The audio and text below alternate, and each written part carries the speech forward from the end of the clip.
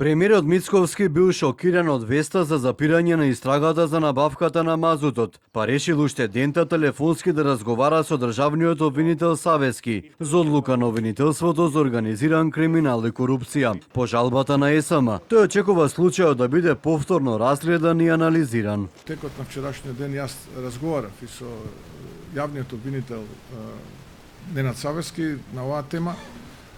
Тој ме информираше дека не бил информиран за оваа одлука на ОЈОГОК, која што го води Исламабази, и претпоставувам дека повложената жалба од страна на АДСМ, случајот ќе биде преразгледан и вратен на повторно анализирање.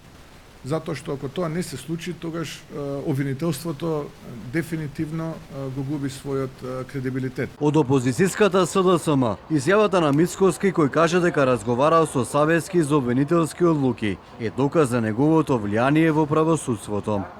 Мицковски повторно диктира задачи за јавниот обвинител.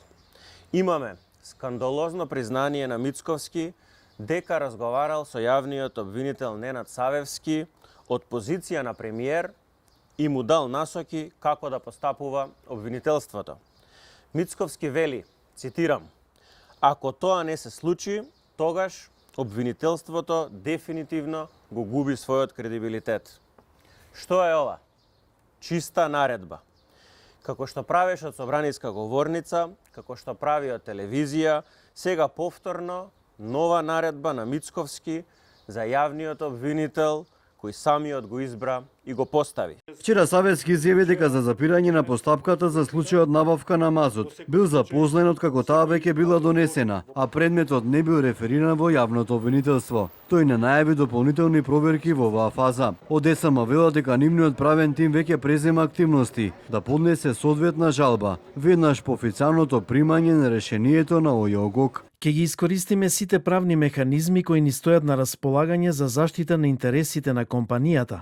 Првиот човек на ОЈОГОК пак Исламабази ги отфрли обвинувањата на ВМРО ДПМН за влијание за запирање на постапката за предметот во врска со набавките на мазут. Абази изјави дека во своето работење нема вршено никакви притисоци врз колегите. Во истрагата за набавка на мазут кој траеше 1 година, ОЈОГОК не утврдил дека осомничените ги сториле кривичните дела за кои се гонеа.